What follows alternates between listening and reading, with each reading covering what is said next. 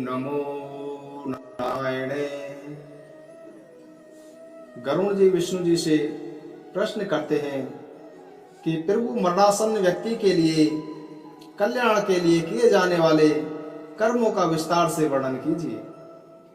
विष्णु जी कहते हैं कि हे भद्र, आपने मनुष्य के हित में बहुत ही अच्छी बात पूछी है, सावधान होकर सुनो।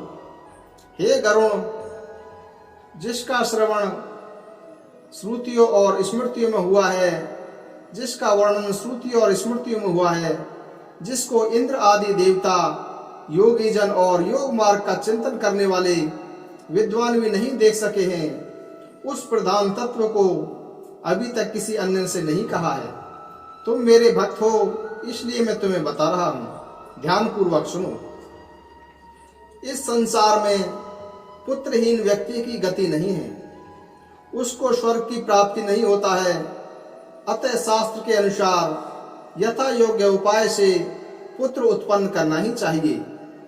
यदि मनुष्य को मोक्ष नहीं मिलता है तो पुत्र नरक से उसका उद्धार कर देता है। पुत्र और पौत्र को मरे हुए प्राणी को कंधा देना चाहिए तथा उसका यथा विधान अग्निदाह करना चाहिए। सबके नीचे पृथ्वी पर तिल के सहित कुश बिछाने से सबकी आधारभूत भूमि उस ऋतुमती नारी के समान हो जाती है जो प्रसव की योग्यता रखती है। मृतक के मुख में पंच रत्न डालना बीज वपन के समान है, जिसके आगे जीव की शुभ गति निश्चय होती है। इसलिए श्रद्धा पूर्वक तिल, कुश, पंचरत्न आदि का यथा विधान विनियोग आवश्यक है। भूमि पर बनाए गए ऐसे मंडल में ब्रह्मा, विष्णु, रुद्र, लक्ष्मी तथा अग्नि आदि देवता विराजमान हो जाते हैं। इसीलिए भूमि पर जल से मंडलाकार बनाना चाहिए।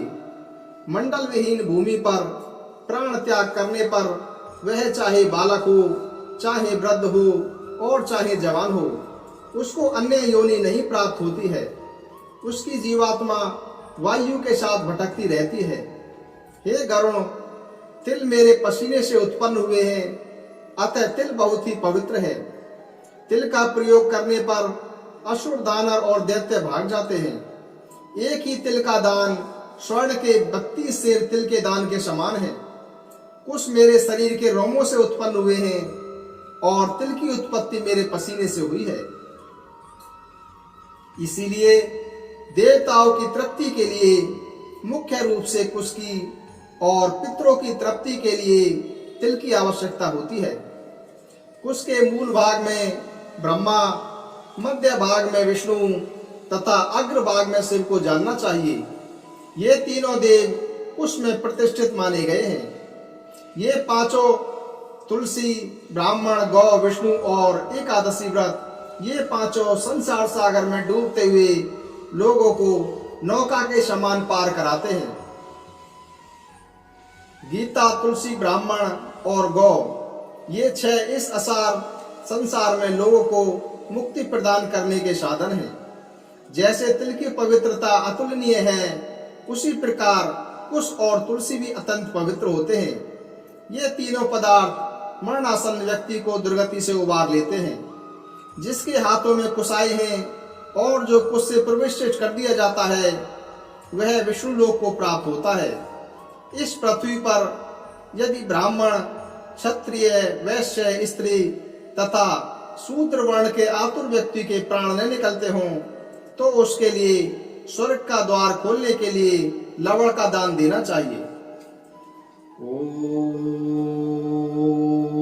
नमो नारायणे। ओम नमो नारायणे।